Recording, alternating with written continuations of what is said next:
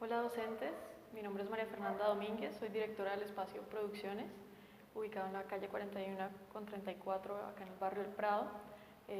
Es un espacio independiente en Bucaramanga que lleva funcionando aproximadamente 1 año y medio, y este año cerramos la programación con esta exposición llamada Psicotropías, una conversación telepática entre Riley Yance y Rafael Díaz. Entonces, esta exposición surge como una conversación con una curadora venezolana llamada Silvia Benedetti.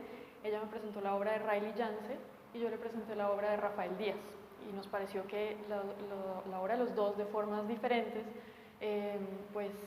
tenían como unas coincidencias, había como unas confluencias entre las obras, y nos parecía interesante ponerlos en conversación.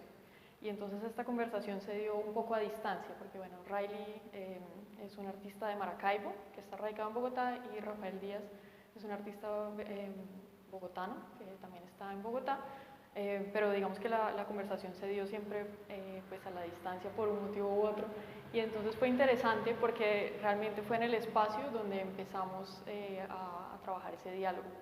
Entonces acá vemos la obra de Riley, quien es un artista multimedial, al igual que Rafael, que él ya nos contará un poco sobre su obra. Riley trabaja distintos medios, pero lo que mostramos acá en Psicotropías son una serie de pinturas, principalmente autorretratos, en los que él usa su propio cuerpo para poner en acción mitologías. Entonces, mitologías espurias que mezclan tanto los mitos griegos como los mitos contemporáneos de la cultura popular, como los mitos de culturas primitivas. Entonces, en esta primera parte, bueno, tenemos estas tres obras, que son en las que vemos la figura del artista, que se replica en una especie de espacio infinito, sin límites, ¿no? Entonces el fondo desaparece, y es algo que también vamos a ver en la obra de Rafael Díaz, esa unión entre el fondo y la forma, ¿sí? Que desaparecen esos límites, lo que está en el primer plano y lo que está en el segundo. Y acá vemos una especie de manifiesto de esta serie de obras, se llama Ontologías Tropicales. Entonces vemos una especie de árbol genealógico, vemos el cuerpo del artista, que además es muy particular, es fácil de identificar y también de asociar, por ejemplo, al mismo Basquiat, ¿no? Entonces, Riley se identifica como afro-venezolano, entonces vemos esta especie de árbol genealógico como si él fuera un producto de esta cultura pop. Vemos entonces a un Naruto y a un tótem de santería, ¿sí? Que nos anuncia lo que vamos a ver en los otros autorretratos. Entonces, son autorretratos que tienen un título pues cada uno tiene un título particular. Entonces, por ejemplo, este se llama Narciso Caribeño, entonces él se replica a sí mismo.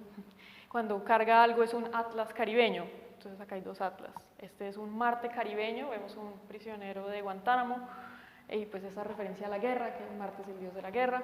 Acá vemos un Morfeo caribeño, y entonces vemos al cuerpo duplicado de Riley que se carga a sí mismo, también en un gesto como de la piedad de Miguel Ángel, ¿no? Entonces él siempre está recurriendo como a esos tropos de la historia del arte. Es un artista que le interesa mucho la historia del arte, la figuración, la historia de la pintura, igual que Rafael está pensando esas posibilidades y esos límites de la pintura hoy.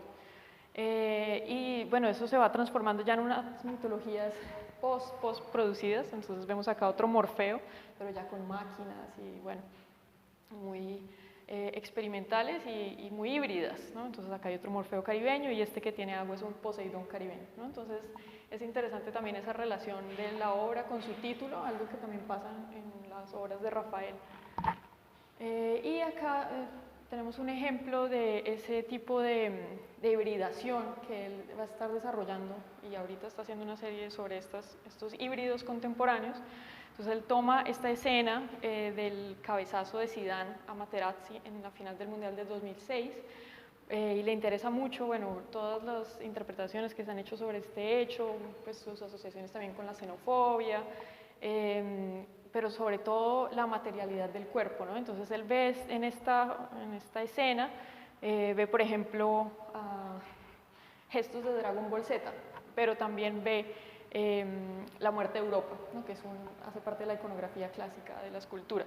Y entonces en ese mismo momento, digamos que identifica distintos referentes de la cultura clásica y contemporánea. y trabaja a partir de eso.